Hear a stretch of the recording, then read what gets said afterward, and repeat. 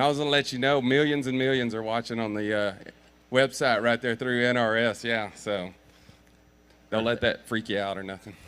So how's it going, man? Welcome to Vegas. It's NFR time. Yeah, thank you. Yeah. It's been going good. I'm glad it started. Yeah. I've been waiting forever. I guess y'all get out here, and I guess just a couple days before probably take forever, before you get on that first horse and everything, and probably get after the first one, you're good to go, huh? Yeah, just get that first one out of the way, and then it's downhill from there. Yeah, I always thought it like in football, after that first kickoff and you get hit one time, you're ready, what I mean? Just like that. Yeah, I imagine. Talk about your ride last night. How'd it go? Good. I had a pretty nice horse of Survey Rodeo, which Team Cinch too there. Yep. But yeah, a nice horse. They call it Fire Easy, and just jumped and kicked. I've never been on her before, but I was really happy to have her. Right.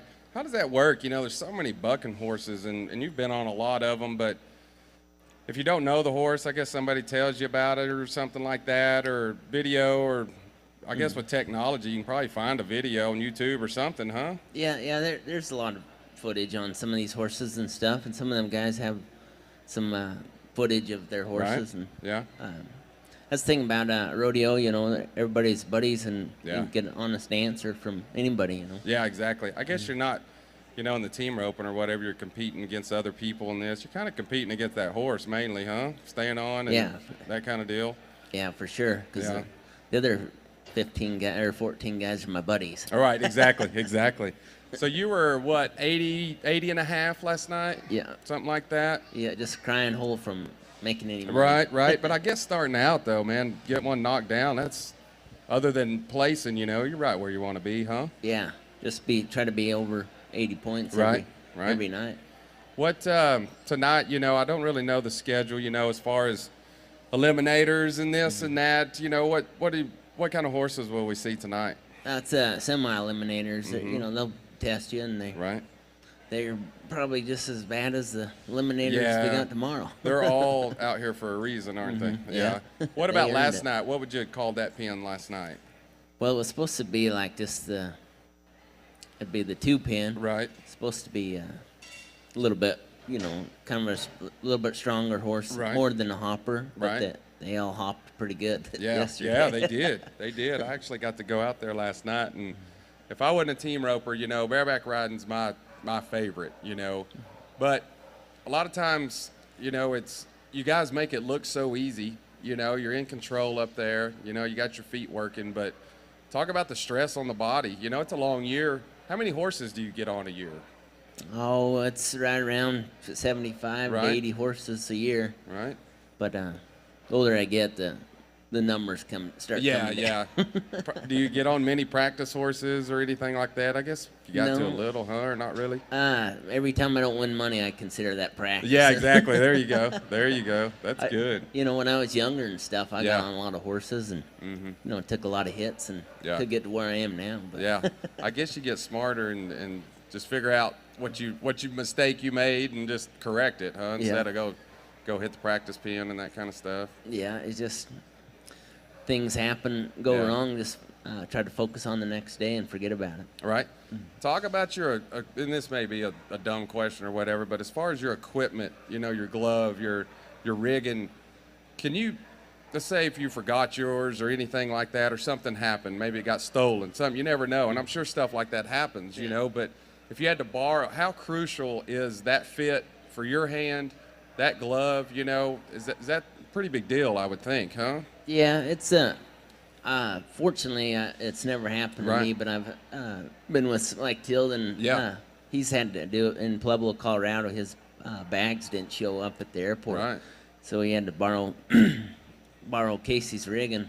Yeah, they bucked Casey first, and then they hurried and got that rigging and glove, and then he borrowed some chaps from some bronc riders and spurs and whatnot. But it worked out pretty good. Like everybody's pretty good, and we're all kind of built the same. So these riggings and stuff, you really want your own, but to use your own, but sometimes it happens. It works out. Yeah.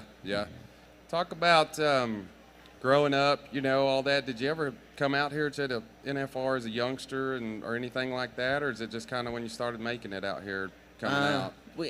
When I went to school at CSI up in Twin Falls, Idaho, and we used to put on the bucking horse sale. Yeah. So that's how I've been coming down here since I've been in college, but I've never been like when I was a kid or anything. Right, sure. I remember the first time, just walking in that arena, and so you were old enough to remember it. It's a different feel in that arena. Talk about that. Ropers and this and that, the crowd goes wild, and it's starting to come on more. It's so competitive in team roping and calf roping and this and that. But, boy, when you come out there and that horse is jumping straight up in the air and kicking, talk about, can you hear the crowd roaring, and all of that, Yeah. Yeah, kind of, right. I guess you're gets in blurry it. A little bit, but. Yeah. Does it do that? I know roping sometimes it gets blurry for me and I miss or something, but I guess going through all of that, you've got your head leaned back and that kind of deal. I guess it does get a little blurry sometimes. Yeah, especially these next two horses coming up. It's going to be a real big blur. Right, yeah, exactly. That 8 seconds, I feel like a lifetime, or does it seem like it goes pretty fast? I guess it's different, huh?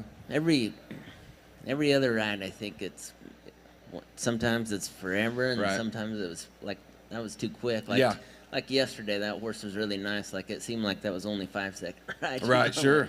I could have done this a little bit longer. Yeah, exactly. I guess when they're consistent hopping, you kind of know what's coming, but I've seen some of them. I remember, I think it was like at the Cow Palace or something. Maybe it was Ty Murray, and this has been years ago, maybe a roan horse come out in the middle and just went to spinning, and that kind of deal.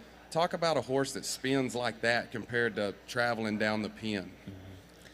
Then if they're kicking through it, it's pretty good to ride. Right. But if they're not really helping you out when they're turning back, it's it'll start running you off since you're leaned back. Yeah. You're not setting up like a bull rider. Right, sure. But if they kick through it, that sometimes that's what I kind of like. Yeah, really. I guess you do prefer, to match your style, that kind of deal.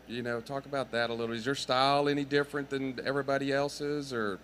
No. I've been trying to change my style to like Bob Moat and Casey Field. Because they win all the money. Yeah, they do win a lot of money, don't they?